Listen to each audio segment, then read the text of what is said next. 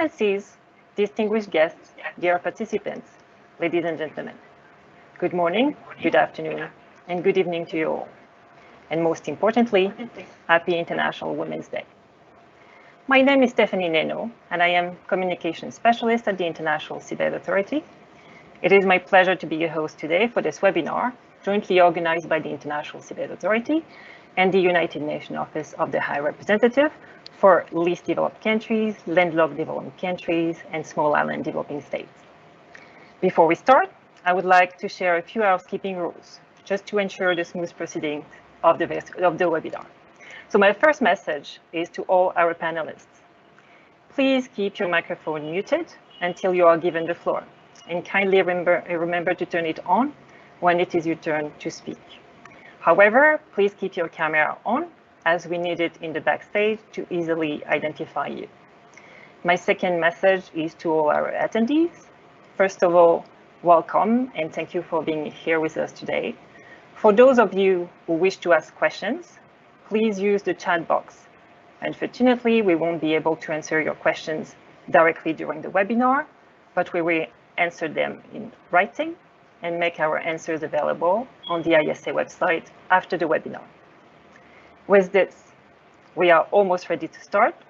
I would like first to inform you that this event is being recorded and that the recording will be made available on the ISA website after the event ends. Now we are ready to start, and it is with great pleasure that I invite the Secretary General of ISA, His Excellency Mr. Michael Lodge, to deliver his opening remarks. Your Excellency, please, the floor is yours. Wherever you are, welcome to this webinar, and let me wish you a great International Women's Day. The idea for today's initiative goes back to the UN Ocean Conference of 2017. At that time, ISA was the only organization to register a voluntary commitment out of 1,500 voluntary commitments aimed specifically at improving women's empowerment and leadership in ocean science. Indeed, we were the first to recognize that despite numerous initiatives being adopted and implemented at global, regional, and national levels to create new opportunities for women in non-traditional as well as emerging sectors, the participation of women scientists from developing countries in ocean science and deep sea research was very low. For example, ocean observation and ocean technology areas are very much dominated by men, who make up 75% of the researchers. Participation of women in ocean science also varies widely among nations, ranging from 7% in the Democratic Republic of the Congo to 72% in Ireland. The global average stands at 37%. In addition to the general lower representation, another critical challenge is the significant lack of parity in female representation in leadership positions in science. The so-called leaky pipeline of continuous dropout of women at consecutive career stages eventually leads to a visibly disproportionate representation of women at leadership and decision-making levels. This is particularly true for women scientists from developing states, and specifically from least developed countries, landlocked developing countries, and small island developing states, who also face their own unique challenges. That is why we have decided to join hands with the Office of the High Representative for Least Developed Countries, Landlocked Developing Countries, and Small Island Developing States to take this initiative to the next level. Since 2017, we have taken several measures to advance our commitment. As an international gender champion, we've made a public commitment to adapt our capacity building initiatives to enhance the role of women scientists. As a result, and through enhanced collaboration with our exploration contractors and the Legal and Technical Commission, we have progressively increased the number of qualified women selected for training programs. In 2014, 25% of trainees were women. This was increased to 42% by 2017 and 50% in 2019. Our success in achieving this milestone was partly the result of a comprehensive review of all capacity building programs and initiatives implemented by ISA since 1994. Whilst this identified some of the impediments to progress, it also revealed that much more needs to be done. For example, the result of a consultation with ISA member states, and we are the only organisation to have carried out such a consultation on this topic, revealed that 51% of respondents indicated that their countries lacked any commitment to enhancing the role of women in science. At the same time, 47% of respondents agreed that such a commitment was badly needed, along with the necessary support to make it happen. Nowhere is this need greater than in LDCs, LLDCs, and SIDS. Since December 2020, our commitment is even more strongly recognised in the context of the ISA Action Plan in support of the UN Decade of Ocean Science, adopted by all 168 members of ISA in December 2020. And I'm delighted to be joined here today by His Excellency Luis del Solar, Permanent Representative of Argentina to ISA. We will hear from him later, and he will tell us why Argentina has decided to step forward as the champion of our action plan. I also want to thank all the panelists who will be with us today for the support expressed to ISA in taking this initiative a step forward. Our commitment now is to design and deliver a series of innovative and groundbreaking activities with all of our partners to ensure that we can effectively deliver transformative actions. I invite all of you to join us in this initiative.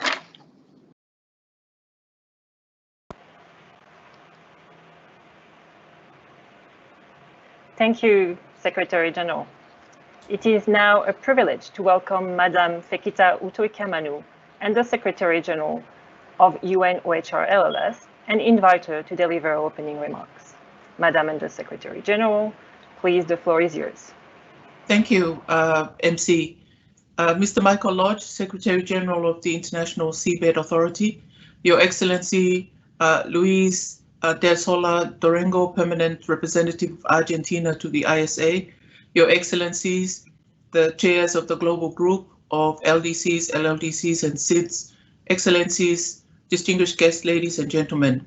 It is good to be with you on the occasion of International Women's Day, and I join Mr. Lodge in welcoming you all to today's high-level webinar.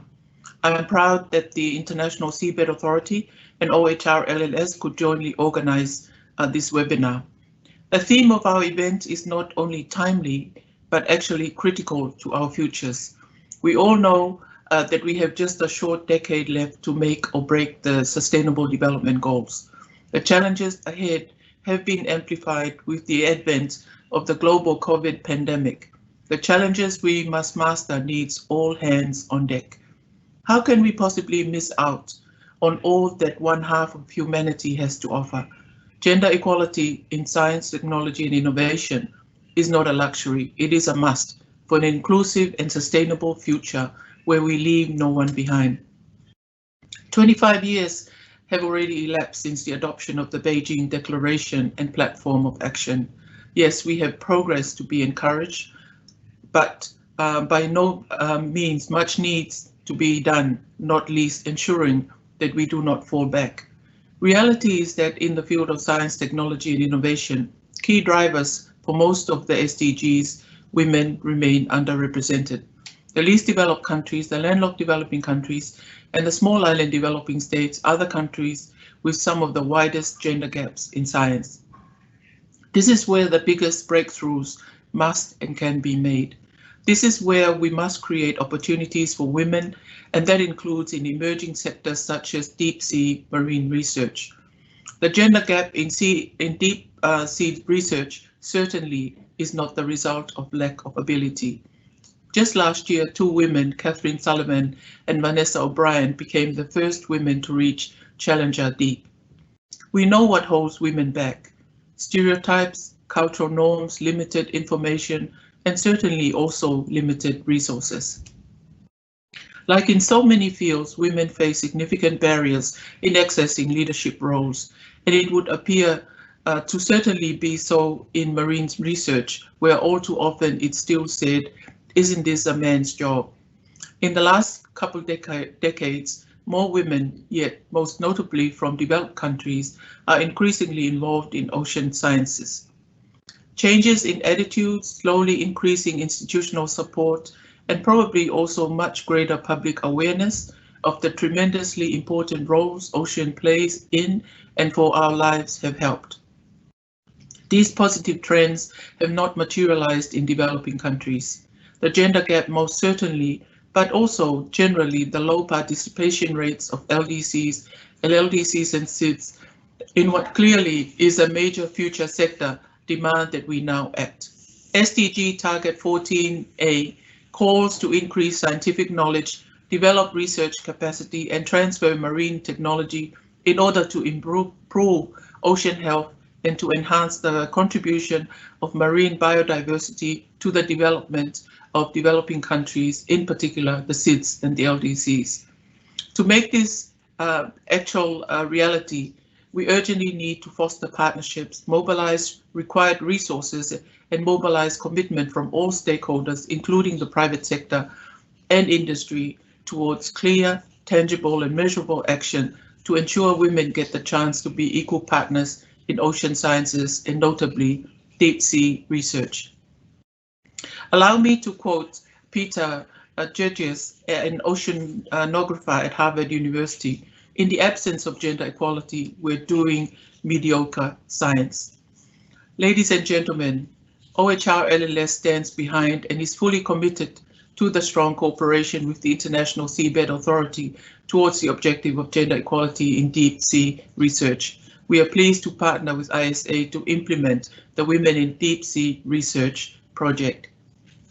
This project makes good on the pledge by ISA to enhance the role of women in marine science and in deep sea research as announced at the Ocean Conference in June 2017. OHRLLS placed high priority on raising awareness amongst the most vulnerable countries on opportunities in marine scientific research. The recently adopted UN roadmap for accelerated implementation of the Vienna Programme of Action reiterated the call for assistance and support to increase awareness in the landlocked developing countries on the ratification and implementation of the UN Convention of the Law of the Sea. The roadmap calls for participation in activities in the international seabed area, including in deep sea exploration, exploitation, and marine scientific research. Ladies and gentlemen, the less than 10 years left to deliver on the SDGs coincide with the UN Decade of Ocean Science for Sustainable Development. Before us is a once-in-a-lifetime opportunity to systematically integrate gender equality in marine research if we together are willing to address and overcome the explicit and implicit barriers facing women and girls, in particular those from the LDCs, LLDCs and SIDS, to become equal partners and stakeholders. I look forward to hearing your views and experience and solution proposals. Thank you.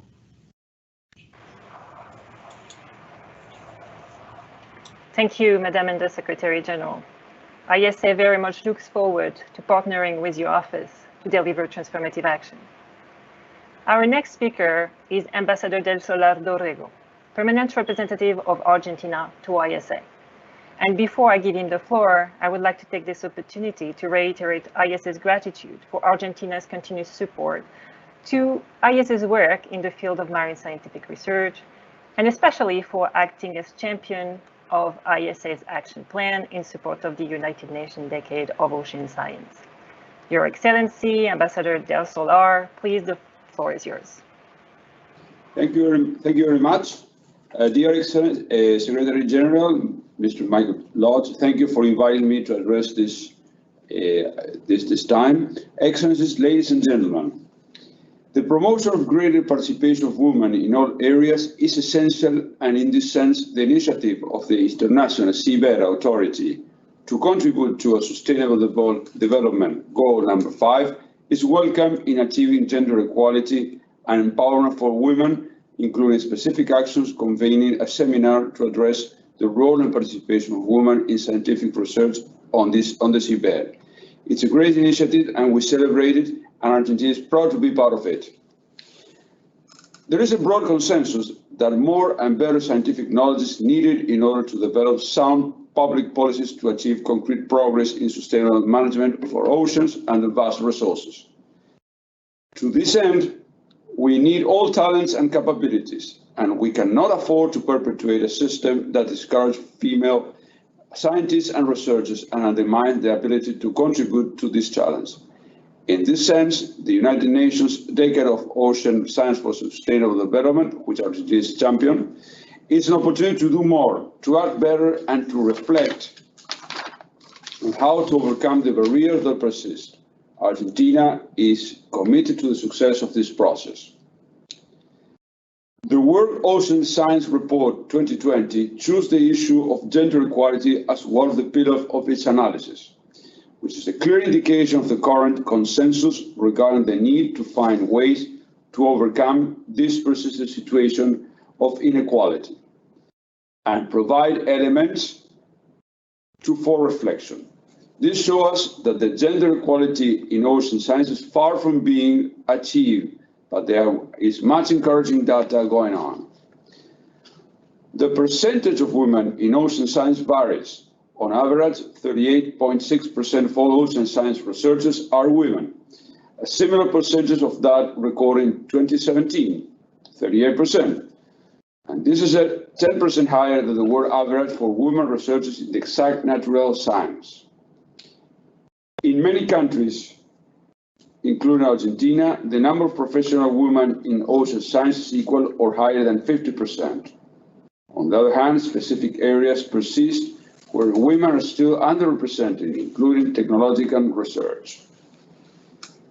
Unfortunately, ocean science are not a sector unrelated to dynamics present in other national and international institutions regarding women in science. Statistics show that the presence of women progressively decreases as one advances in the career and progress in the hierarchy towards decision-making positions. The report also refers to the participation of women scientists in international conferences as another indicator used to assess the participation of women in ocean science. Women represent between 29 and 53% of conference participants, which is an advantage over the situation in the previous report, although the percentage varies with scientific category and region. For this reason, it's essential that states and international organizations take into account when organizing panels and meetings the added value of offshore diversity between panelists and attendees, and having basic statistics by gender and age, for example, which will allow us to more effectively monitor the progress made with initiatives like this one. For its part, Argentina has a strong commitment to women's equality and diversity, with regard to actions at the national level with relations to stimulating the participation of women in scientific research in ocean science and seabed. It's worth mentioning that the issue of gender equality is considered state policy in Argentina. Particularly in the field of science and technology and innovation, in June 2020, the creation of the National Program for Gender Equality in Science, Technology and Innovation was established. The general purpose of this program is to guarantee and promote the real and effective equality on the participation of women and LGBT population, all levels and fields of the science and technology system. The adequate integration of gender analysis in the context of policies, research and development and innovation programs and projects, as well as coordination on issues of common interest with different jurisdictions with similar objectives. The program works, among other things, on the so-called horizontal segregation by discipline, which indicates that in Argentina, women are underrepresented in areas of engineering and technology, in agricultural science and exact natural science. Likewise, it's highlighted that the innovative Argentine Plan 2030, currently under preparation, is gender equality as one of the guiding principles and one of its main transversal axes. It's also worth mentioning that the National Institute for Fisheries Research and Development, the body that advises the National Enforcement Authority on the sustainable management of fishery resources, women represent more than 40% of the staff. At this time, more than 50% of scientific heads are held by women, and 60% of management positions are held by women.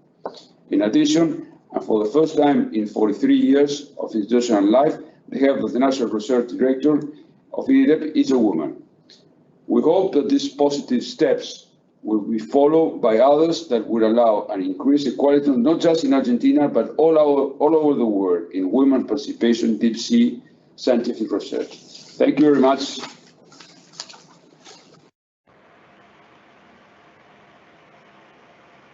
Thank you, Your Excellency.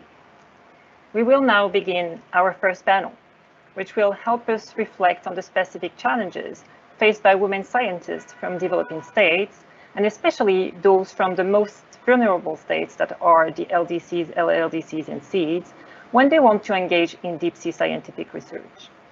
We have the privilege of having three distinguished speakers with us to discuss this topic.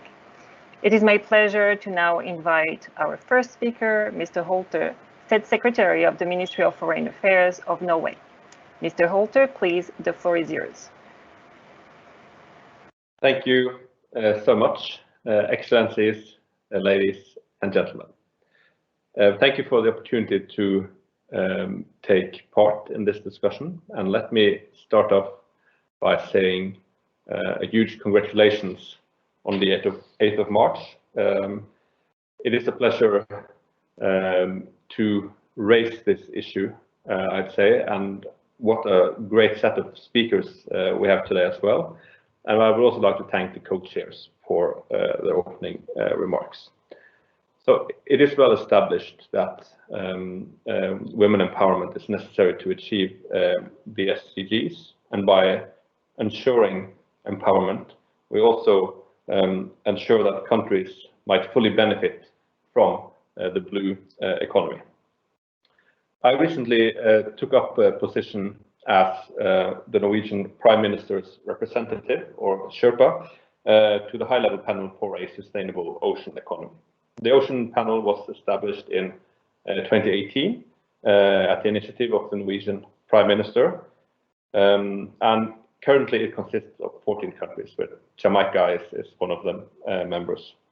So in December, the panel presented a new ocean action agenda where effective protection, sustainable production, and equitable prosperity will go hand in hand.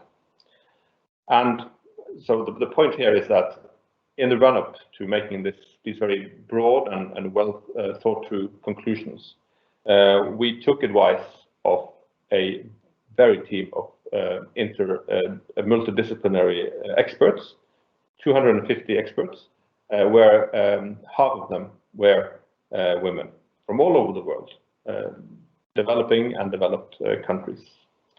So we were able to have a very broad basis for the recommendations, and science and research should be key when making policy, and it needs to be a passing of the test of best available knowledge, and to ensure a sustainable ocean for future generations. In terms of inclusiveness, the action agenda of the high-level panel underlines that human rights, gender equality, community and indigenous people's participation must be respected and protected. And the panel itself also underlines the importance to get conditions that are necessary to engage and make use of the full potential in engagement and empowerment of women. So from the high-level panel side, strong emphasis on gender equality, and I hope also that when we are now moving into a phase where the panel recommendations are hopefully being implemented around the globe, that there will be led hand in hand by inclusive policies that has the gender perspective as well. Although almost 40% of all ocean scientists are women, there's still significant barriers to equal opportunities in ocean sciences. Unfortunately, far fewer women from developing countries are ocean scientists. There's especially few women from LDCs, LLDCs, and SIDS. I'm using all the abbreviations here. I guess people know them intimately, but of course we know that lack of resources and maybe lack of awareness of opportunities explains the limited participation that we see from this set of countries, which is unfortunate and that we need to address. But of course, women also faces challenges that are specific to the gender. This was also clearly underlined in last month's webinar, Making Ways for the Ocean Science. And it is vital that we keep on providing paths for young women to develop and succeed in deep sea research. So, of course, providing opportunities for women through capacity development, education, and vocational training is part of the solution. And from the perspective of donor countries or partner countries, we need to keep the gender perspective with us in all our implementations. It's a very, very important reminder. So I'm very pleased that the ISA is including young women through secondment, such as in the Africa Deep Seabed Resources Project, which Norway supports. But these challenges can, of course, not be addressed by the authority alone. Coordinated efforts are needed, and the ISA has an important role to play as part of larger UN processes. So we welcome the joint initiative between the ISA and the UN-OHRLLS in this regard. ISA's activities and interventions may be efficiently used through coordinated efforts, for example, in the UN Oceans mechanism. We see that failing to empower girls and women has a horrible impact on a country's performance. In Norway, we created the Girls and Technology Partnership, which is a nationwide scheme to increase the number of girls in science, technology, engineering, and mathematics, and to get higher participation from women or girls in all parts of our educational system. We are a small country, and human capital is our most valuable asset. You might think that oil and gas or seabed minerals would have been, but we just had our long-term economic perspectives white paper out from the government, and it is the human capital that is the biggest value to our country. So, disregarding around half of that human capital is a very bad idea for Norway and for, all countries of this world. So, gender equality continues to be a core part of our national policies and also our international development policies. We have programs called Fish for Development and also recently Oceans for Development, where we are going to promote stronger the idea of integrated oceans management globally. We have very high hopes, but it is important for us to bring into the gender perspective in what we do. And for Norway's part, right now we have a female prime minister. We have a female head of the parliament. Our chief justice is a woman. So there's a lot of high power roles, but it is important also to have the global perspective, and Norway will maintain that both regarding development policy in general and also oceans. So thank you.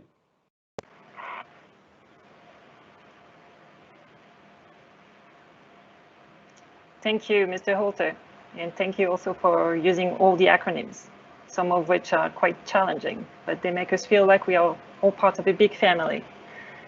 So the private sector has an important role to play in creating the necessary condition for women empowerment.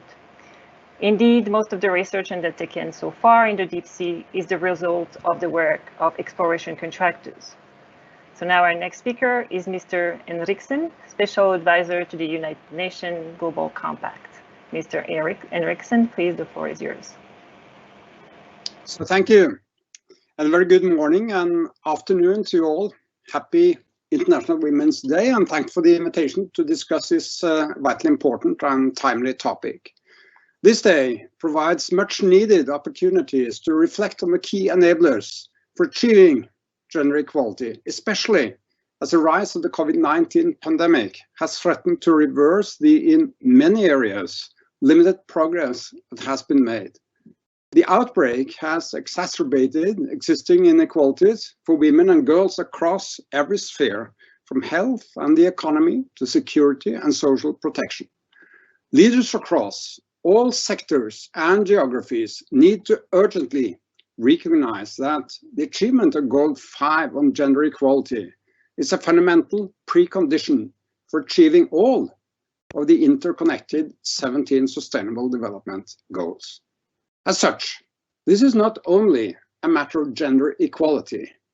In our quest for the future that we want, it should serve the genuine, enlightened self-interest of all of us to not exclude half of humanity and half of the world's talent, competence, energy, dreams, and aspirations. In 2018, the UN Global Compact launched the Ocean Action Platform to convene businesses, governments, UN agencies, NGOs, and academic institutions to determine how the ocean and the ocean industries can support the achievement of the 2030 Agenda for Sustainable Development. We are, of course, very proud that the International Seabed Authority is a dedicated member of our platform. The ocean's vast resources and the economic benefits have the potential to reduce poverty, improve gender parity, provide food and energy security, and contribute to a resilient net zero future. However, in order to do so, the health of the ocean must be protected and restored. The UN Decade of Ocean Science aims to harness ocean science to deliver greater benefits to both the ocean ecosystem and for society. And to tap the full potential of this ocean decade, all stakeholders participating should set ambitious targets for achieving gender parity. 10 years ago, the UN Global Compact and UN Women launched the Women's Empowerment Principles, which offer guidance to businesses on how to promote gender equality and women's empowerment in the workplace, marketplace, and community. And to aid companies in implementing the principles, the WEP's gender gap analysis tool was also developed. And data aggregated from the tool shows that only 25%, 1 out of 4, of companies regularly undertake a gender pay gap audit or evaluation. And this startling figure emphasizes that commitment must be met with action to enable progress. In increasing awareness of barriers to greater representation from women is key, as is highlighting the numerous benefits of women's participation and leadership. In business, women's leadership is shown to positively impact sustainability performance and lead to reduced greenhouse gas emissions and decreased incidences of unethical practices, as documented in the IFC report with the telling title, Women in Business Leadership Boost ESG Performance. As the world looks to transition to a net zero resilient economy, many aspects of the workforce will shift. The rapidly transforming world of work increases the urgency to address barriers to gender parity. International consultancy company McKinsey estimates that between 40 and 160 million women may need to transition between occupations by 2030, often to higher skilled roles. Training and empowering women is a smart investment for the future. From a macro perspective, unleashing the full potential of women could add an estimated $12 trillion to global GDP, according to some reports. Committing to maintaining gender balance must therefore be a priority across all sectors, including deep sea research. In this decade of action for the SDGs, and with a renewed focus on the ocean generated by the Decade of Ocean Science, now is the time to foster inclusive communities and a prosperous, sustainable blue economy. So, congrats to all on the International Women's Day. Good luck with the rest of the conference, and thanks a lot for your kind attention.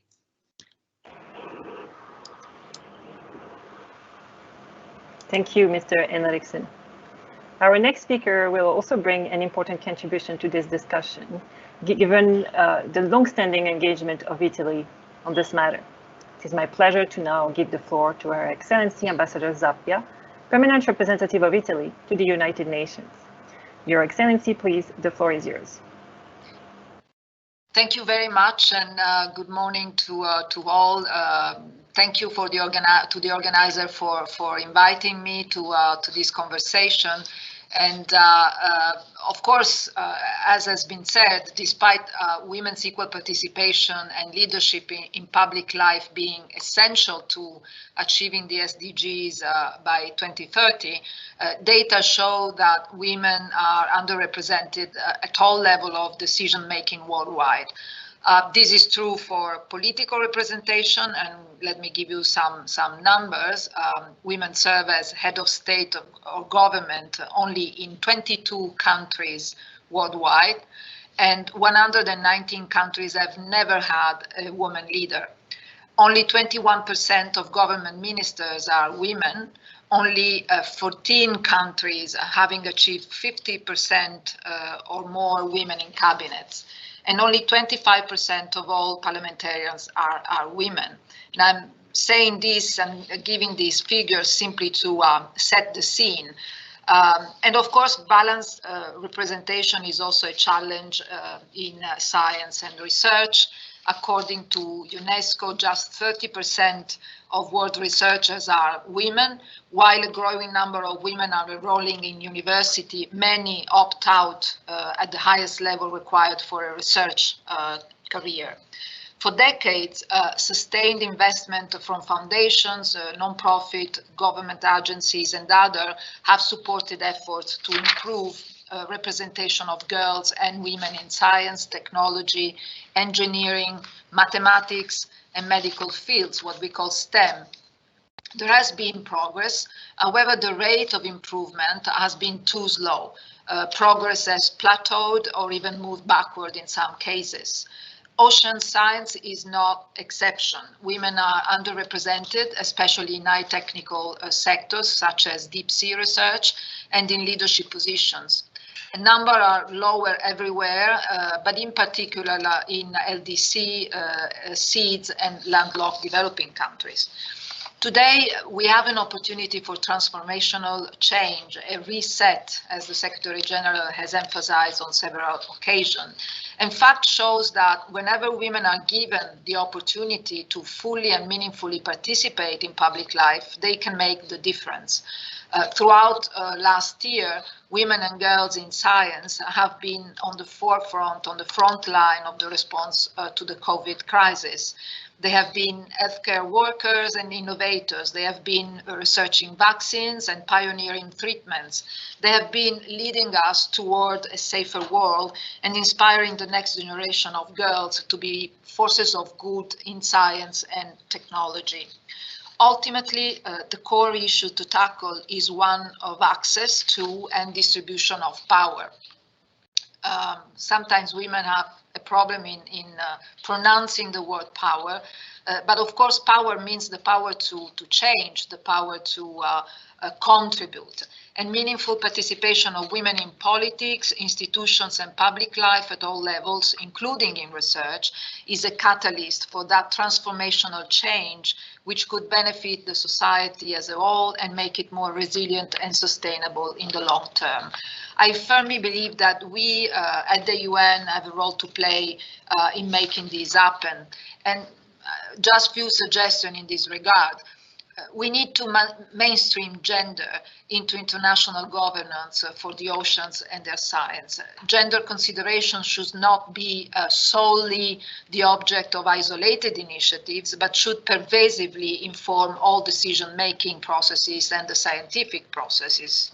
Scientific research needs to cut across genders, geographies, cultures, and generations to ensure that all members of society work together in a transformational, large-scale and innovative effort to advance ocean science in all policy processes. The empowerment of women scientists and the participation of women in ocean science must be a priority for all member states so as to enlarge the scientific community.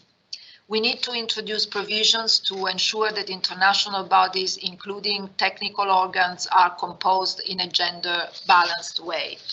And we need to mobilize funding to support these objectives and to ensure that capacity building activities are gender responsive in addition to being participatory and cross-cutting. Italy attaches the greatest importance to the synergic achievement of SDG 5 and 14. We have almost filled the gender gap in marine science, and nowadays women equal men in marine research institutions and universities. A woman professor, Nadia Pinardi, kick-started over 20 years ago the Italian operational oceanography, when she created the first ocean numerical model in Europe and the second in the world. We appreciate very much the authorities' leadership and responsibility in promoting and encouraging the conduct of marine scientific research in the area, and its duty to coordinate and disseminate the result of such research and analysis. The authorities' capacity building programs benefiting women are of utmost importance for a sustainable growth of the targeted countries. And we commend ISA's commitment together with the Office of the Human Rights for LDC and SEEDS to contribute to the enhancement of women's role and participation in deep sea scientific research. One last point, women's participation goes hand in hand with the full involvement of youth. It is not by chance that the first Secretary General's Award for Excellence in Deep Sea Research was awarded in 2018 to the young researcher Diva Amon from Trinidad and Tobago. She is an example of dedication and professionalism for all women researchers on developing countries, and an inspiration to do more to make the world of marine research fully inclusive and open to creative ideas. So happy Women's Day to all of you, women and men equally, and thank you very much. Thank you, Excellency. With this, we come to the end of our first panel. I will now ask speakers of this first panel to please turn off their video in order to give room for our next speakers. Our second panel will address more specifically the role of innovative capacity development initiatives tailored to the needs of women from developing states. Our three panelists have long-standing expertise and experience in this matter.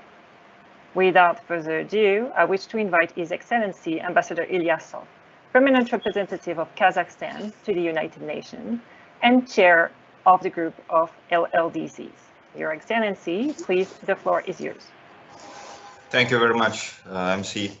And I think it's the best way to begin the International Women's Day here in New York City by participating at such a webinar as ours. So, Mr. Secretary General, Madam High Representative, distinguished panelists, ladies and gentlemen, I most warmly thank Secretary General Michael Lodge and Madam High Representative Fikitamoela Katou-Tohomanu for inviting me to deliver my remarks today on behalf of the group of the landlocked developing countries. Today's session brings to light the importance of the United Nations Convention on the Laws of the Seas, UNCLOS, also for LLDCs, including women of our nations, despite our remoteness from the sea. UNCLOS is the constitution of the oceans, which covers 140 million square miles and 75% of the Earth's surface. The group takes note of the preamble of UNCLOS, which underscores to take into account the interests and needs of humankind as a whole, and in particular those of developing countries, whether coastal or landlocked. This panel has opened up for women a new horizon with their relation to the seas, by benefiting from their resources, determining UNCLOS related policies and implementing them, and most importantly, becoming scientists and activists for ocean conservancy. The goal 5 of Agenda 2030, dedicated exclusively to women's empowerment, is intrinsic to human development and justice, and reaching the targets of all other 16 Sustainable Development Goals. Likewise, Goal 13 on the climate change, 14 on life below water have overarching importance for the decade of action. However, we realize that without gender equality, we cannot have economic and social progress in any sphere. Regrettably, huge gender disparities in science, technology and innovation, which are powerful and dynamic drivers of progress, retard reaching our set goals, as previous panelists spoken about that. UNESCO indicates that just 30% of the world's researchers are women, and that is in every region. Women researchers remain the minority in the fields of science, technology, engineering, and mathematics. This number is even less in the LLDCs, and more so in emerging sectors, such as deep-sea marine scientific research. Hence, this call for action to overcome the obstacles of cultural barriers that debar women, the high cost associated with investment in marine scientific research, and lack of awareness about the potentials and returns for building human capital for deep sea research. Other challenges that are equally critical for LLDCs are the limited access to the sea, transit restrictions, as well as lack of awareness of the rights of LLDCs under the UNCLOS. We recognize that the deep sea is the largest habitat on the planet and requires special tools. Its exploration is a multidisciplinary endeavor that includes oceanography, biology, geography, archaeology, and engineering, fields in which we need to develop competence. The group therefore recommends the following measures to facilitate the participation of women from vulnerable countries in marine scientific research. First, it is important that interventions are tailor-made and targeted. They have to be effective in raising awareness about opportunities women can have in deep-sea marine research, joint and collaborative projects and publications, and forging coalitions with women's scientific network. Our women should therefore avail of the excellent initiatives of International Seabed Authority.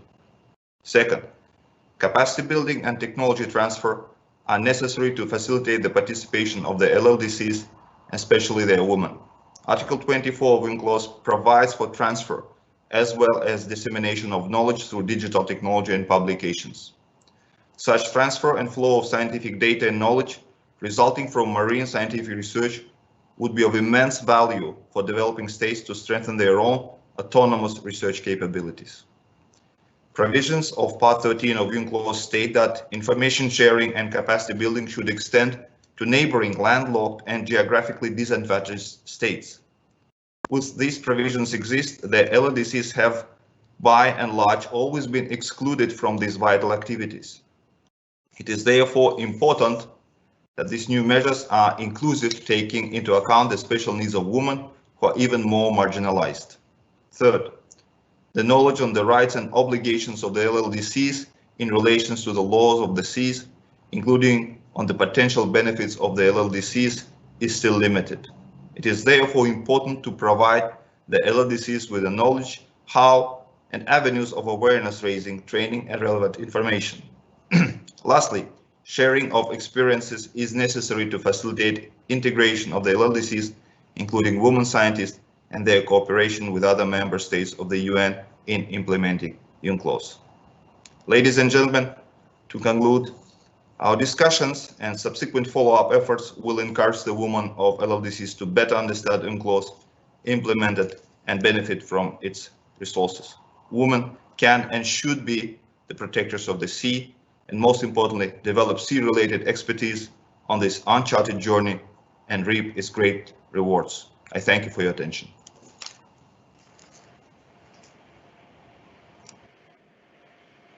Thank you, Excellency, for these very practical recommendations. Our next panelist will be Deputy Minister Song from the Ministry of Ocean and Fisheries of Korea. Korea certainly has been leading by example in the field of capacity building and women empowerment in marine scientific research. So please, Honorable Mr. Song, the floor is yours.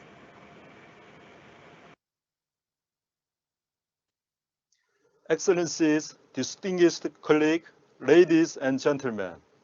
First of all, I would like to express my appreciation to the Secretary General of International Seabed Authority, Mr. Michael Lodge, and his team at the Secretariat, as well as the Office of the High Representative of Least Developed Countries, landlocked developing countries, and small island states of the United Nations for organizing this high-level webinar on enhancing the role and the participation of women in deep-sea scientific research. I'm honored and privileged to be invited to this important event in celebration of International Women's Day. Since the United Nations adopted Sustainable Development Goal number 5 of the Achieving Gender Equality and Empowerment of Women and Girls, the empowerment of women in science has been brought to global attention. Relevant international organizations, including the International Maritime Organization, have exerted extensive efforts to contribute to the achievement of these objectives. Unfortunately, however, the pace of progress does not seem to be commensurate with these efforts and investment. And the women are still underrepresented in science, in particular in the fields of marine and deep-sea science. Korea, for this part, has been putting in tremendous effort to strike the right gender balance in the field of science at the national level. To put into perspective, let me give you in case in point. In Korea, Institute of Ocean Science and Technology, KIOST, which is a leading research center for deep sea and ocean science, the representation of women scientists is told at just 30%. The Ministry of Ocean and Fisheries and KIOST plan to increase this share to 50% by 2050.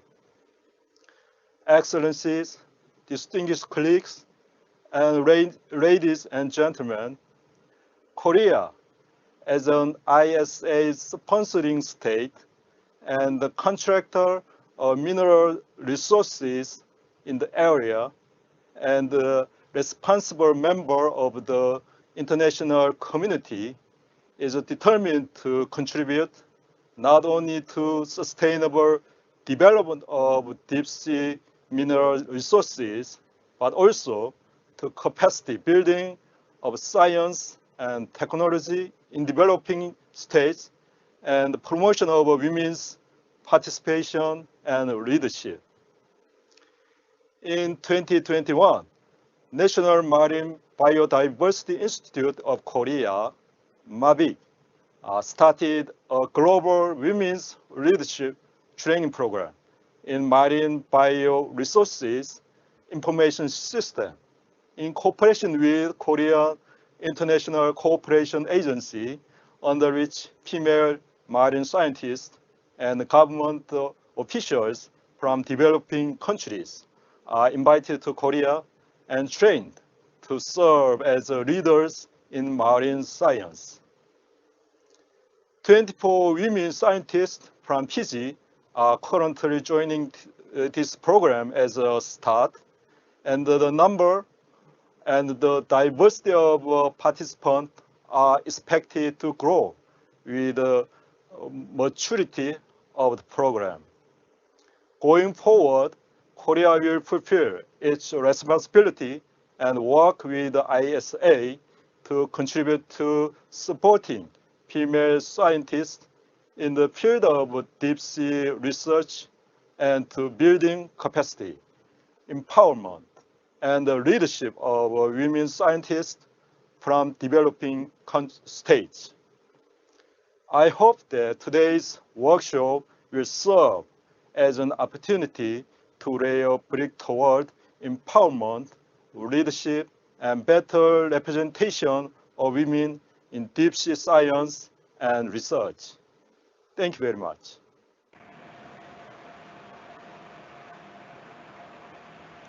Thank you, Deputy Minister.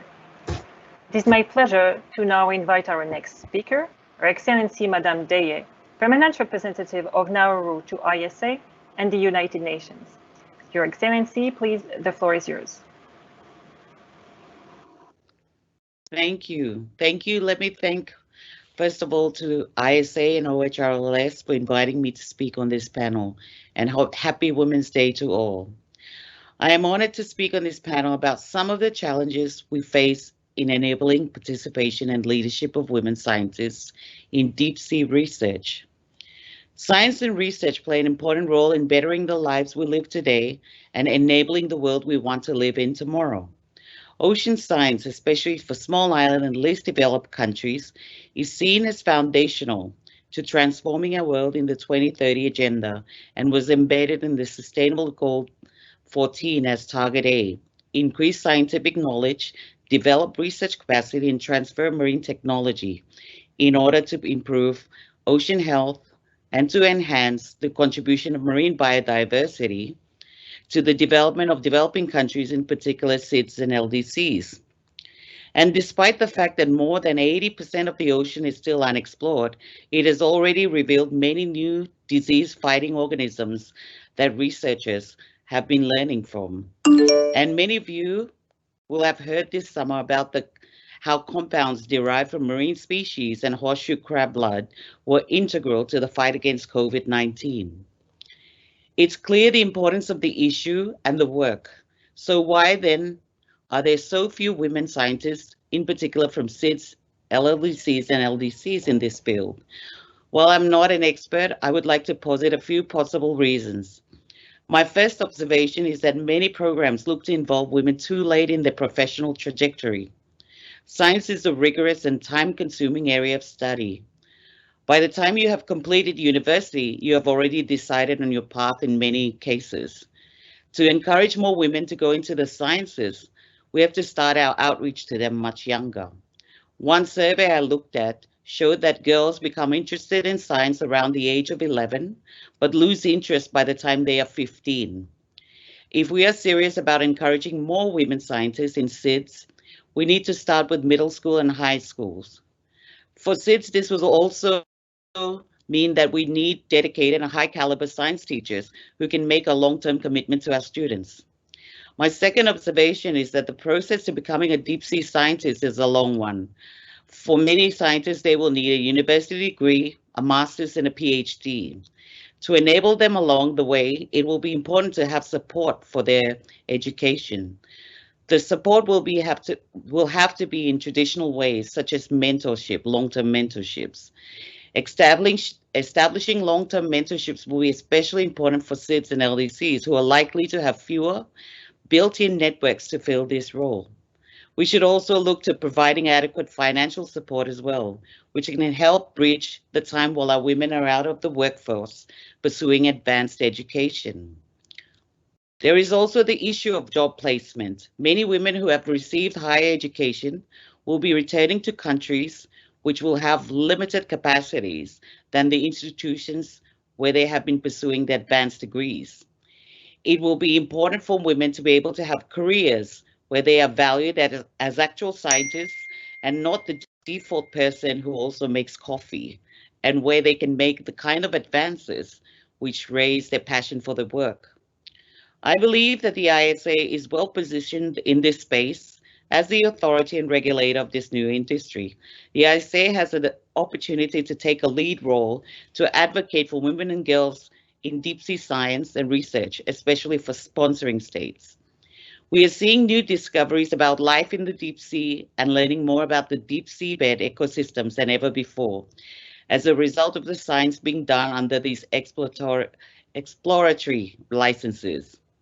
So ISA's potential role in boosting women's engagement, especially from SIDS, LDCs, and LLDCs, through raising awareness and generating interest in the scholarship of deep sea research through its current arrangements, or partnering with universities of offering targeted hands-on and mentoring as part of the research opportunities should not be underestimated.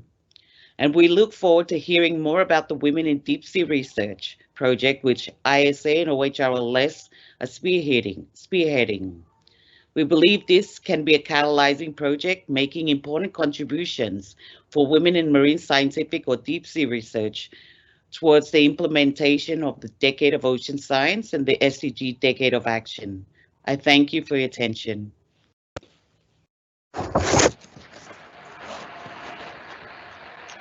Thank you, Excellency. And this leads us to the end of our second panel.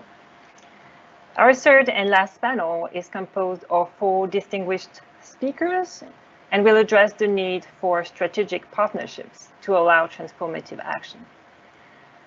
I will invite panelists of panel 3 to turn on their cameras if they have not done so, just to make sure that we can identify them in the back end and send them live. But however, please keep your microphones muted until I give you the signal. Thank you. On that note, it is my pleasure to invite our first speaker, His Excellency Ambassador Webson, Permanent Representative of Antigua and Barbuda to the United Nations and Chair of AOSIS. Your Excellency, please, the floor is yours. Thank you very much, Madam Chair. I want to begin by observing the protocols established thus far by previous speakers. I also want to take this on this very wonderful day to wish all happy Women's Day. Thank you for the invitation to participate in this seminar. We consider it a real honor because of the importance of the subject. We are often told that substantive gender equity and non-discrimination are embedded in the bedrock of the Sustainable Development Goals. While in recent decades, the world has seen considerable advancement in women's participation in science and ocean science, research has, however, shown that only approximately 30% of the world's researchers are women. I think this was said earlier by one of the previous speakers as well. Gender equity is progressive in medical science as well, as noted in a recent report of the Global Health Commission on Global Eye Health, which was published and launched at the United Nations last week.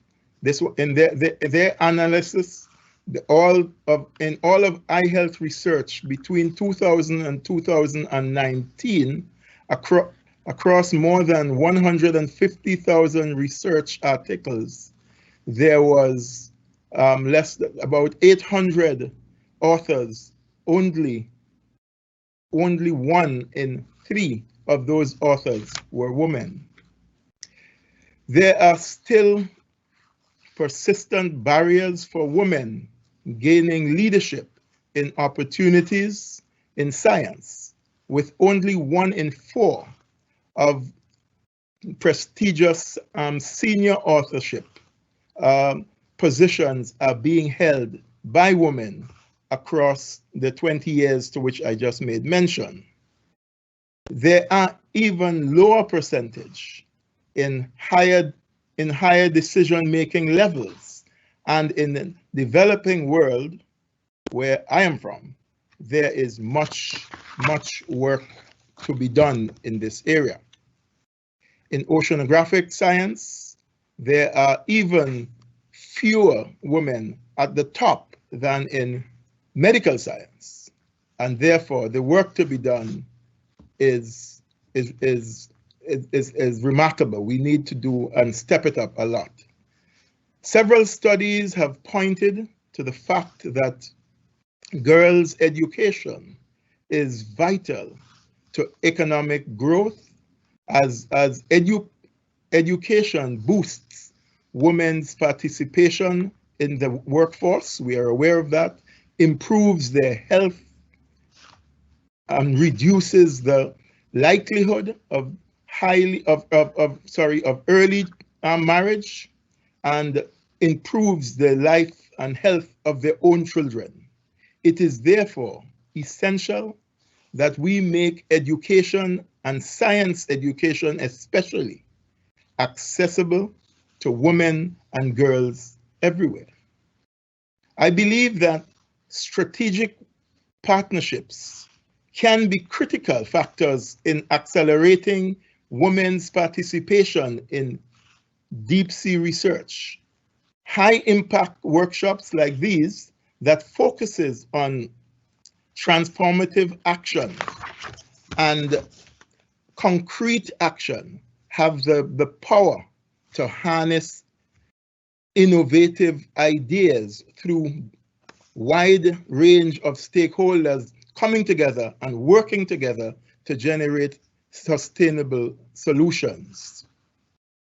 The principles of partnership must be built into the vision and strategic objectives of any progressive programs or institutions. It must imply a highly consultative approach to delivering technical assistance by engaging with local partners, sharing responsibility to implement innovation that are responsive to the needs of and interests of women and science, and particularly within the local communities. Facilitating unique, let me look at some of these strategies that we think you might look at.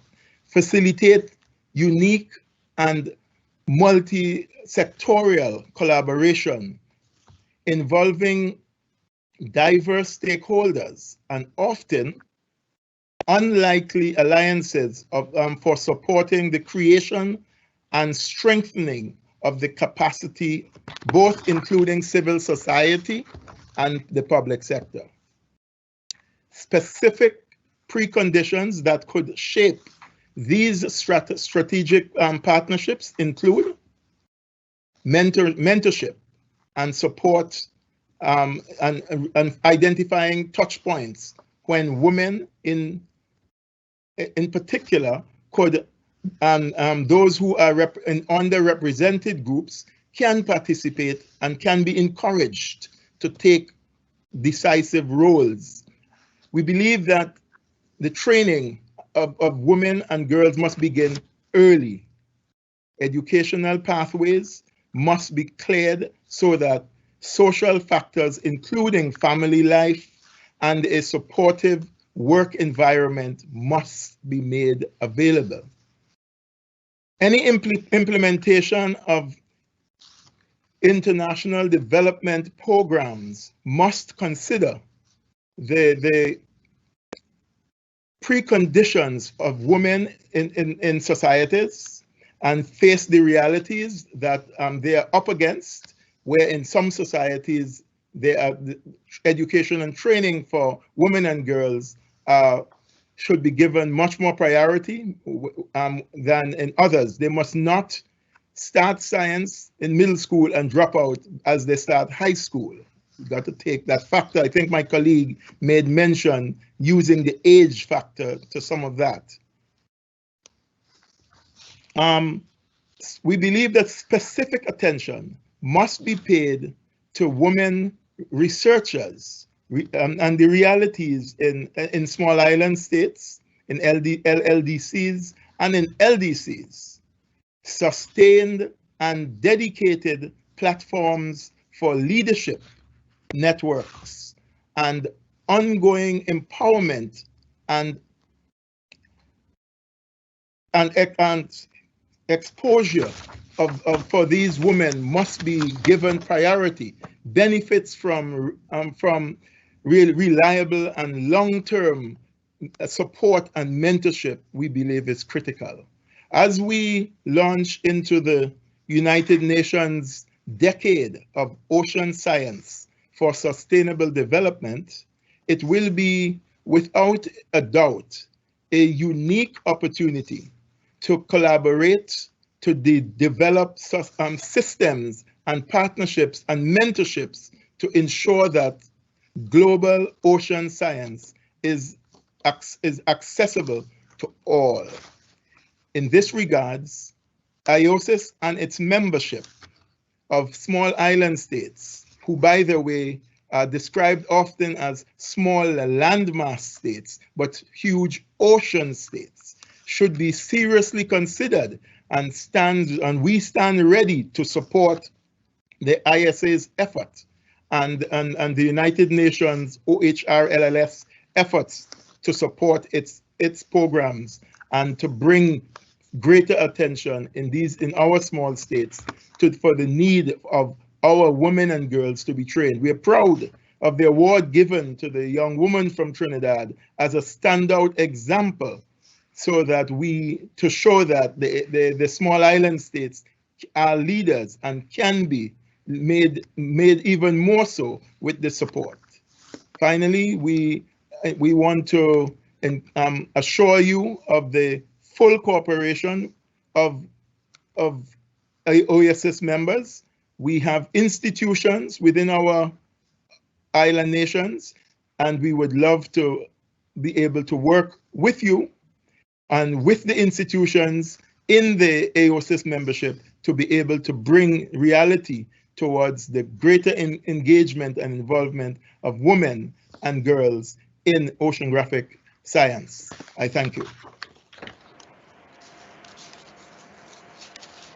Thank you, Excellency, for reminding us of the importance of cooperation and strategic partnerships, and sometimes unexpected types of partnerships, to allow women scientists from developing states to access more and better opportunities.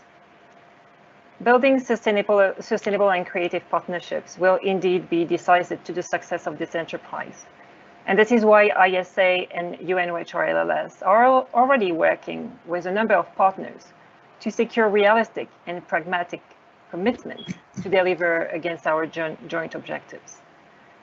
The United Nations Department of Economic and Social Affairs is one of the key partners identified, and it is therefore a great privilege to have with us today UNDESA Assistant Secretary General, Madame Spatolisano. Madame Spatolisano, please, the floor is yours. Thank you. Excellencies, Secretary General of the International Seabed Authority, Under Secretary General Ms. Fekita Utoikamanu, distinguished panelists and discussants, ladies and gentlemen, it is indeed a pleasure for me to participate in this high-level webinar on behalf of the Department of Economic and Social Affairs, UNDESA, in this 2021 Women's Day. The ongoing global COVID-19 pandemic has highlighted the urgent need for strong international cooperation and reinvigorated partnerships to address the common challenges we're facing today.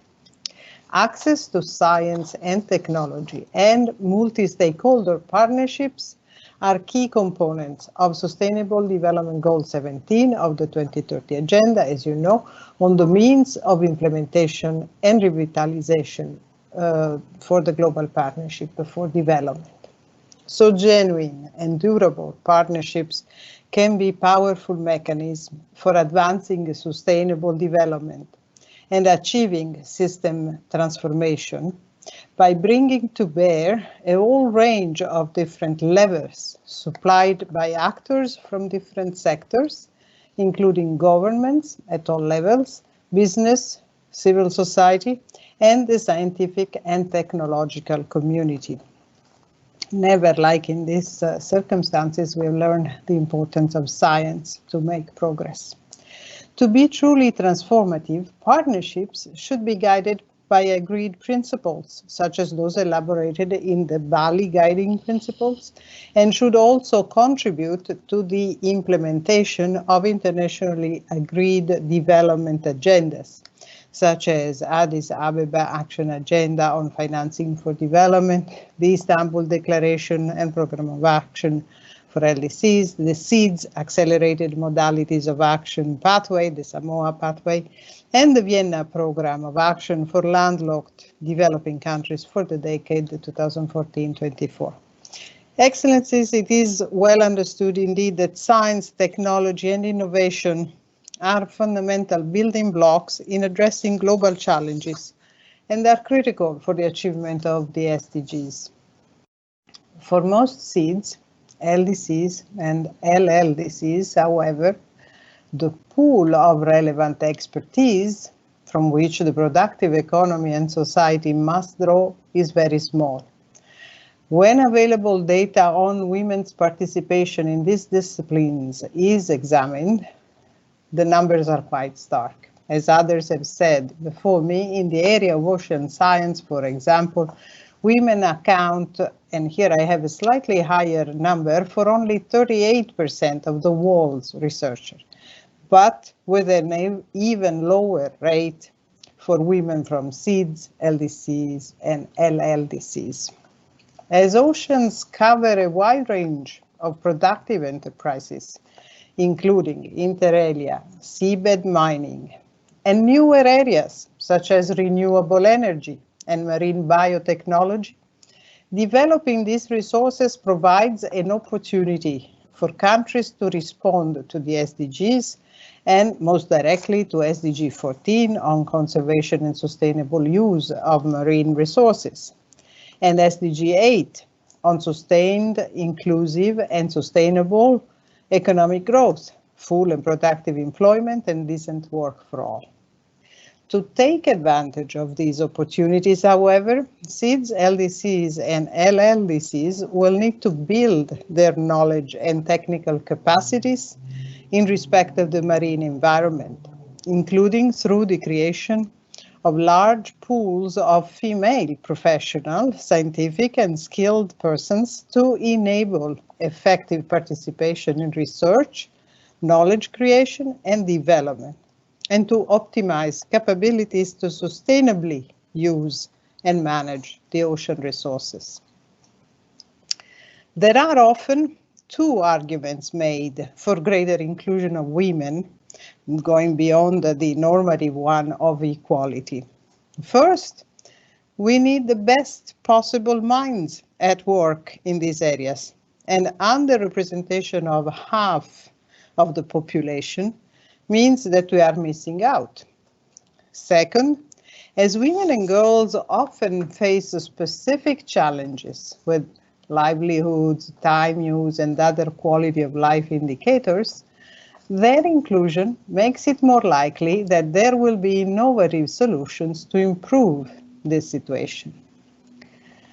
UNDESA commends the ISA, the International Seabed Authority, for its support in building the capacity of developing states in deep sea research and technology, as stipulated in Articles 143 and 44 of UNCLOS, and its strategic and targeted efforts to promote women's participation in marine scientific research in the area.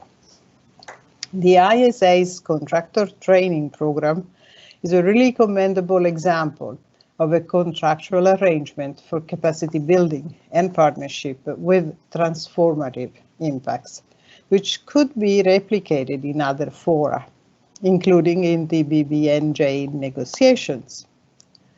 Also, the ISA's China Joint Training and Research Center is another example of a partnership arrangement with potential transformative impacts. And many other panelists, in fact, indicated a number of new meaningful initiatives exist.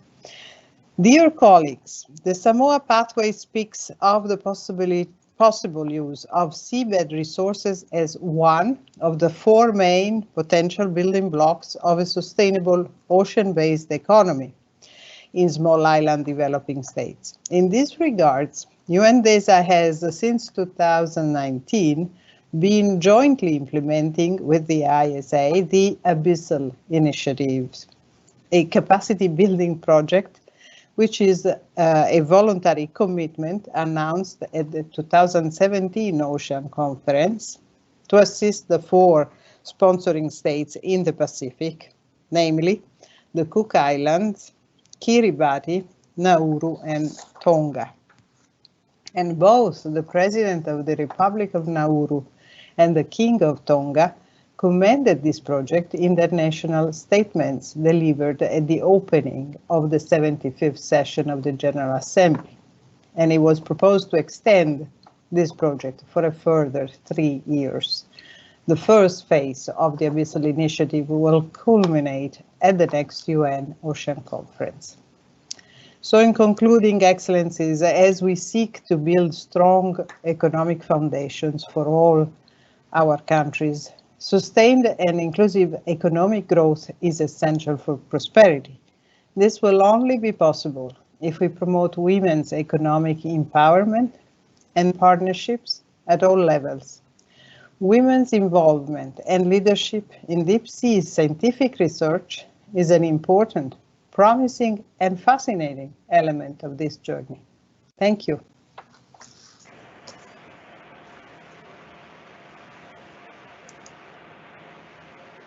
Thank you, Madam Spatulisano. Before we proceed with our two remaining speakers in the third panel, I have the pleasure of introducing His Excellency Ambassador Ligoya, Permanent Representative of Malawi to the United Nations and Chair of the group of LDCs. Ambassador Ligoya was in our first panel, but faced some technical issues which have now been resolved.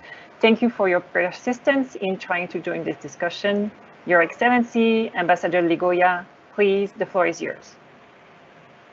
Thank you very much, Madam. Mr. Lodge, Secretary General of the International Seabed Authority, USG Utoi Kamanu, Excellencies, colleagues, ladies and gentlemen.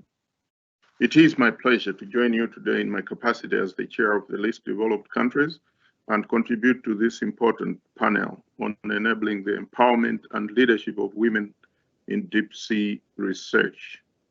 I thank the ISA for setting a clear vision of women from developing states playing a central role in deep sea scientific research.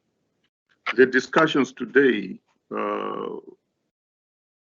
are contributing to promoting women's effective participation in decision-making and leadership positions, including in the field of deep sea marine research and technology, as well as contribute to the achievements of the goals and targets of the 2030 Agenda. Excellencies, indeed, gender inequality remains a major barrier to human development. Hence, it is rightly seen as crucial to sustainable development with its own sustainable development goals. That is Goal 5. Gender equality in ocean-related sciences, as in all scientific fields, remains a priority. Globally, the participation of women researchers in ocean science, we have heard, is around 40%. These numbers are even less in the vulnerable countries, with some of the countries having below 8% women employed in scientific research and development. I believe the numbers are even more modest when considering emerging sectors such as deep sea marine scientific research. Reducing the gender gap in the deep sea research sector can promote transformative change and promote the achievement of sustainable development. Excellencies, ladies and gentlemen, enhancing the role of women in deep sea research is not only integral to the achievement of gender equality in the marine sector, but has its impacts cut across several other sustainable development goals, from SDG 3 on equality, education, SDG 9, industry, innovation and infrastructure, and SDG 14, life below water, to name a few. Recent years have seen a rise in interest in seabed mining, and the seabed floor is the most untapped resource of valuable resources.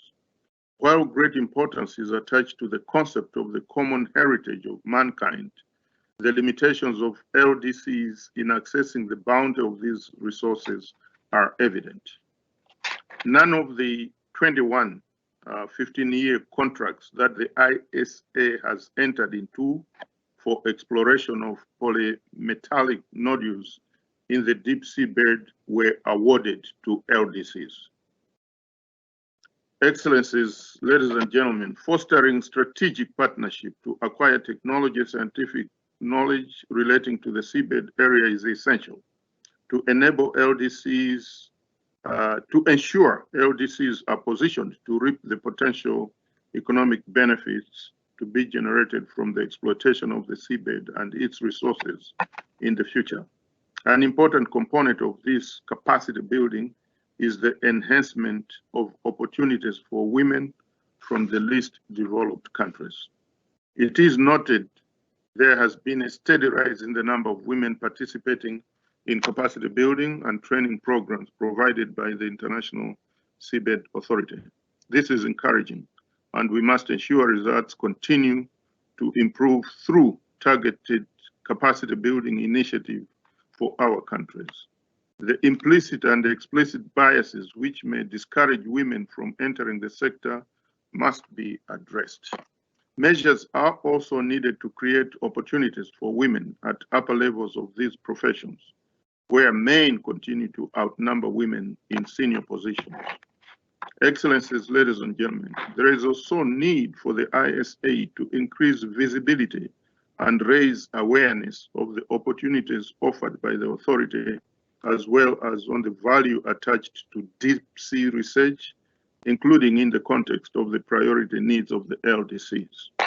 This could include the implementation of specific outreach activities targeting academic institutions to make deep sea science more accessible for women scientists from LDCs. We therefore call upon the ISA and development partners to provide the resources to facilitate access to women in deep sea research science, capacity building, including through scholarships to promote the empowerment of women. Excellencies, we are at an important juncture in terms of global ocean-related processes, from the biodiversity beyond national jurisdiction to the UN Decade of Ocean Science, as well as the implementation of SDG 14. We also remain optimistic that collectively these processes would contribute to strengthening the global framework for collective action to close the knowledge gaps for ocean science between countries, as well as creating an enabling framework to make equal participation of women in ocean science possible. This would require including a gender equality provisions in international instruments such as the BBNJ.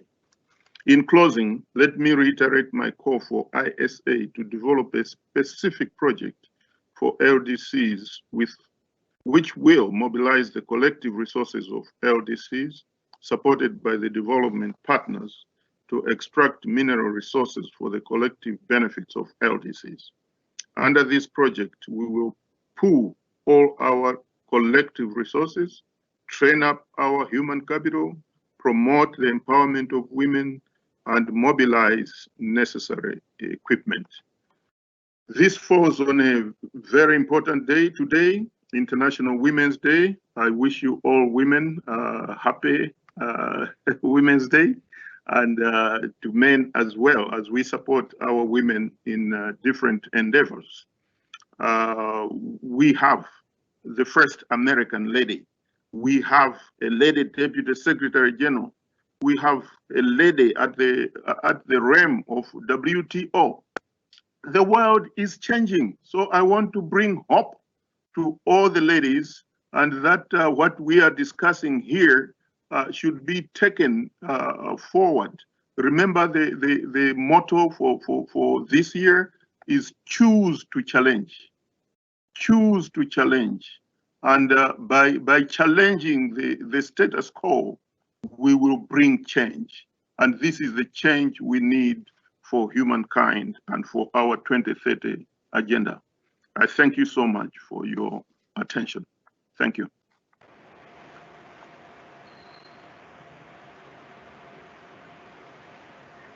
Thank you, Excellency. The world is changing indeed. Resuming now our third panel. It is my pleasure to invite our next speaker, Her Excellency Ambassador Fraser, Permanent Representative of Malta to ISA and the United Nations. Your Excellency, please, the floor is yours. Thank you. Thank you very much, and good morning from New York. This year, our celebration of International Women's Day is significant because we are also at the start of the UN Decade of Ocean Science for Sustainable Development. Ocean science is crucial for the sustainable management of our oceans and for the achievement of the Sustainable Development Goals. Together, these are essential elements that contribute towards healthy oceans and the creation of better and more resilient societies. In his annual report on oceans and law of the sea for the year 2020, the UN Secretary General states that multiple and cumulative pressures on the oceans have disproportionately affected least developed countries and small island developing states, as well as vulnerable groups, in particular women and girls. The real human impacts have been compounded by COVID-19, which is deepening pre-existing inequalities and exposing vulnerabilities in social, political, and economic systems. We cannot build better and create more resilient societies if women and girls are left behind. We cannot have healthy oceans without integrating ocean governance with respect to the United Nations Convention on the Law of the Sea and the Sustainable Development Goals. Science, technology, and innovation are crucial in this respect and are the tools that allow developing countries to fully benefit from the potentialities of the blue economy. With the aim of empowering female participation, the International Day of Women and Girls in Science, that's celebrated on 11 February every year, was established through a resolution of the UN General Assembly on 22 December 2015, based on a proposal by Malta. Promoting female empowerment and leadership in these areas seeks to ensure a whole-of-society approach to sustainable ocean governance. Empowering women and girls requires access to education and training. Increasing female participation through capacity building could effectively contribute to the enhancement of the scientific and technological capabilities of developing states, and in particular those of SIDS and LDCs. I have the honor to represent a country that continues to offer training opportunities on ocean governance and law of the sea to developing countries thanks to the presence of the International Ocean Institute and the IMO International Maritime Law Institute on our shores. The IOI continues to this very day to offer the Elizabeth Mann Borghese Bursary, which brings me to my next point. Women and girls need role models who can inspire them to pursue their dreams. The founder of the IOI, Elizabeth Mann Borghese, was one such extraordinary woman who, as a close collaborator of Malta's first permanent representative to the UN, Arvid Pardo, worked hard to establish her vision of the oceans as a common heritage of mankind. We need more women to come forward and tell us their story, especially those from the developing world. Furthermore, the incorporation of a gender component in policies, projects, and programming also goes a long way to ensure the inclusion of women and girls, particularly in specialized areas. The Commonwealth Small States Centre of Excellence that is based in Malta, which implements gender equality as one of its horizontal priorities, offers capacity development through its yearly Malta International Winter Courses on Oceanography and Blue Growth for mid-career professionals from small developing states.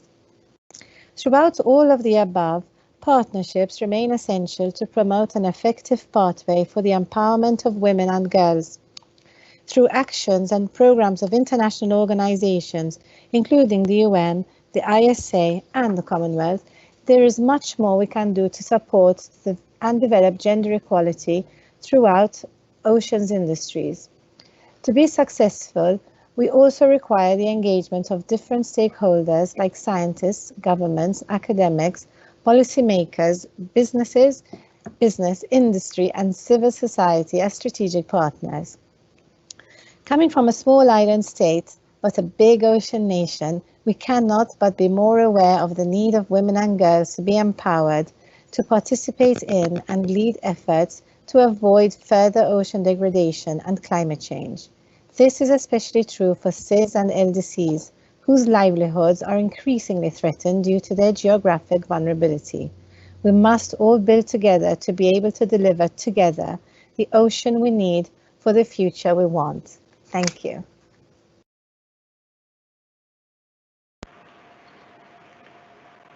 Thank you, Excellency. The leadership of Malta, historically and today, in matters of ocean governance, will certainly be critical to the success of this initiative. The role of regional organizations in fostering partnerships will also be central. In line of this, allow me to welcome His Excellency Dr. Gunawan, Acting Secretary General of the Indian Ocean Rim Association, as he joins the discussion. Your Excellency, please. I can't see you, so your camera, oh, you need to turn your camera on and we'll be ready to send you live. Okay, floor is yours. Okay. Thank you. Thank you and good afternoon from Mauritius. Go ahead, sorry, that's I interrupted, sorry, go ahead. Oh, okay, thank you. Good afternoon from Mauritius. Excellency, Mr. Lodge, ISA Secretary General, Madam Utoikamanu, Under Secretary General, Excellencies, fellow panelists and participants. Thank you to the ISA and the UN Office for least developed countries, landlocked developing countries, and small island states for inviting the Indian Ocean Rim Association to join this discussion. IORA is the apex intergovernmental association of the Indian Ocean region, bringing together 23 member states and 9 dialogue partners. We exist to promote sustainable development in the Indian Ocean region.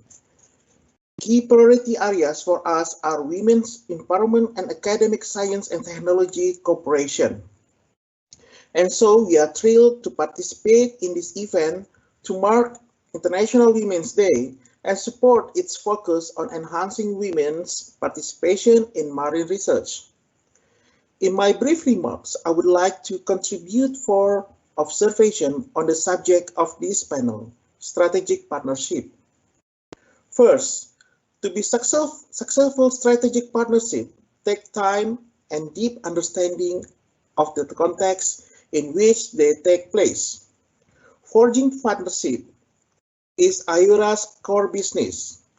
We regularly convene important stakeholders, government, business, academia, civil society. But those stakeholders often approach any given issue, including women's empowerment and marine research, from very different perspectives. It takes time and informed dialogue, sometimes a lot of dialogue, to arrive at shared understanding of the issues, overlapping interests and potential ways forward. This is particularly important in the fast-changing region like Indian Ocean, where countries differ greatly in their sizes, cultures, and economies. IORA's dialogue and consensus-based approach has sparked 2 successful partnerships seeking to empower women through socio-economic research in recent years. The first, with UN Women, is facilitating a regional dialogue through a series of webinars and workshops as part of the 3-year program and has produced comprehensive research into women participation in Indian Ocean fisheries. The Australian foreign ministers launched a report in December last year you can find on our website. The second, with the Human Sciences Research Center of South Africa in 2019, was funded by the United Kingdom and likewise sparked a regional discussion and produce useful research on women participation in the blue economy, also available on our website. IORA has supported other discussion, including on the nexus of marine scientific research and maritime safety and security, organized by Sri Lankan Foreign Ministry and the Max Planck Foundation last year. These partnerships succeed because they are based on inclusive and participatory dialogue, establishing future partnerships that focus on women in marine research will benefit from similar broad consultative and participatory approaches. The second observation I would like to make is that the technology transfers are critical, and multilateral organizations like ours must play a stronger role in facilitating this. In IORA's case, member states established the Regional Center for Science and Technology Transfers, or RSCSTT, in 2008, based in Tehran, to support applied research, networking, technology transfer, and commercialization. The RCSTT had led numerous successful partnerships, including scientific engagement with Germany as a dialogue partner of IORA, along with institution-to-institution cooperation with China as dialogue partner, and with Iran, India, and South Africa as member states. A key lesson we have learned is that to gain scale and momentum, technology transfer initiatives should be clearly articulated as contributing to broader social and sustainable economic development objectives, and not just as an end in themselves. A third observation is that at the regional level in the Indian Ocean, the impact and sustainability of major partnership depends on several preconditions. The partnership must be as inclusive and participatory as possible, as I've already mentioned.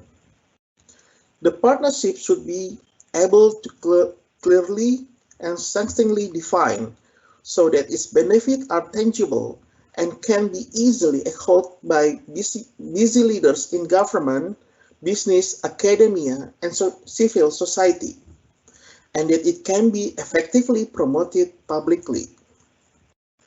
The partnership should also have clearly defined resources allocated over multiple years, both human and financial. This provides certainty and confidence that leads to genuine commitment and engagement from a wider range of partners. I believe these preconditions apply just as much for partnerships to promote women in marine research as anywhere else. My fourth and last observation is that the regional associations like IORA, the ISA, and the UN Office for the Least Developed Countries, landlocked developed countries, and small island states have enormous potential to catalyze partnership to enhance women participation in marine research and other areas. We may not ourselves hold the answers or the fund, but we can provide forums like this one to connect academics and scientists, particularly women, to national and international research programs and communities. We can support scientific proposal and the dialogue and research that underpins effective outputs. And we can profile the opportunities and success stories to further regional discussion and reward and encourage individual and institution working in this area. To finish, I look forward to continuing the important discussion. Thank you again to the organizers and participants for your attention. Thank you. Thank you, Excellency. We have now reached the end of this event, but before we close, I would like to invite our hosts, Madame Utoikamanu and Mr. Lodge, to deliver some closing remarks. Excellencies, please, the floor is yours.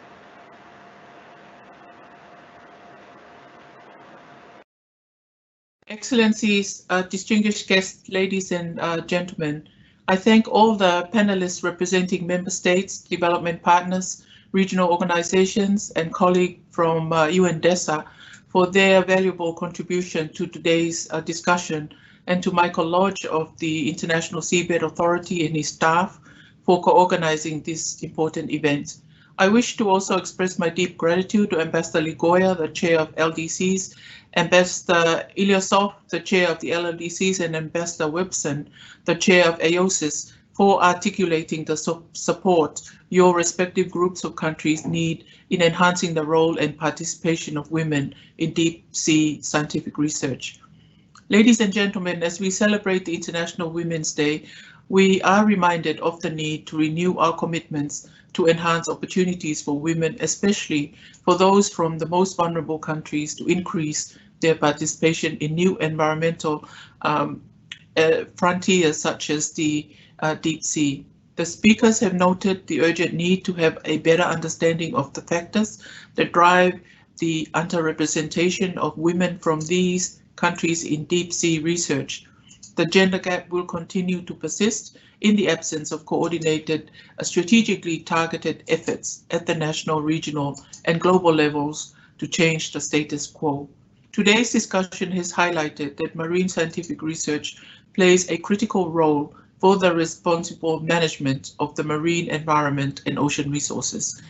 Advancing deep sea scientific research is important for achievement of sustainable development.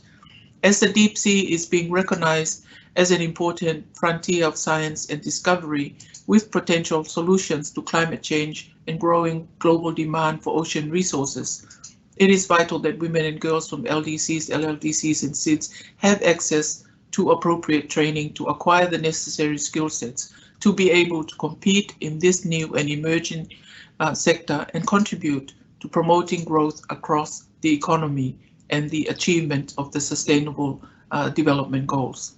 Thank you very much.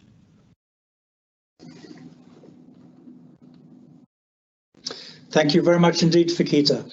Well, thank you everybody for tuning in and watching our webinar. I hope you enjoyed it today. Let me end by thanking, first of all of our speakers. We really had a truly impressive lineup of speakers from all around the world. Thank you to you, the audience, for tuning in and listening to our speakers share their experiences. We really heard a lot today, a lot of very interesting and exciting information about national initiatives and regional initiatives, and also a lot of new ideas generated. And in the coming days, we'll be going through the statements that were made and analyzing those ideas and try to distill them down into some key action points.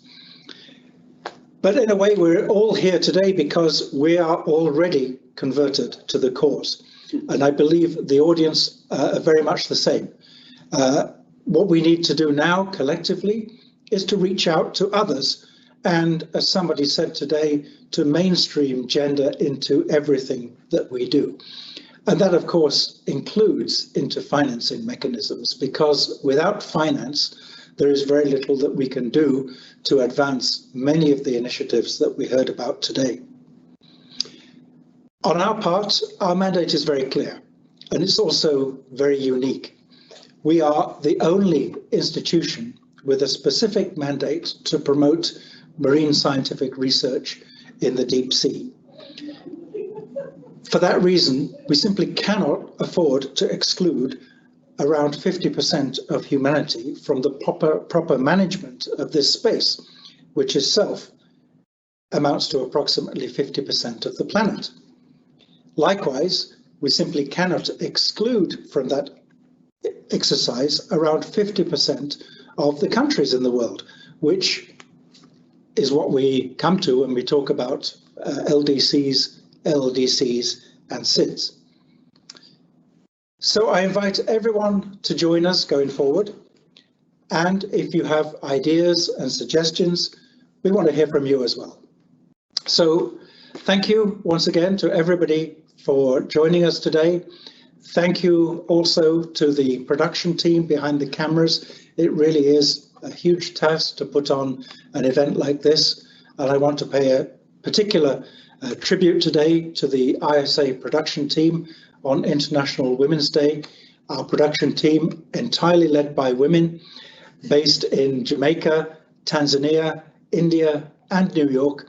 I believe they've done a great job, and I really hope that you all enjoyed the webinar, and I look forward to seeing you all again at the next such event. So with that, from here in Jamaica, goodbye. Thank you, Secretary General. Thank you, Secretary General. And thank you, Madam and the Secretary General. And thank you to all our panelists today for such inspiring and insightful contributions. Thank you to all our attendees for their interest in the work of ISA and UN-OHRLLS. We hope that you will join us in this initiative and help us realize our vision of a world in which women from developing states play a central role in deep sea scientific research. Stay tuned, follow us on Twitter, subscribe to our newsletter, and please remember that this webinar, the recording of this webinar, will be made available on the ISA website, along with answers to your questions. Please enjoy the rest of your day. Happy International Women's Day again. Thank you. Thank you.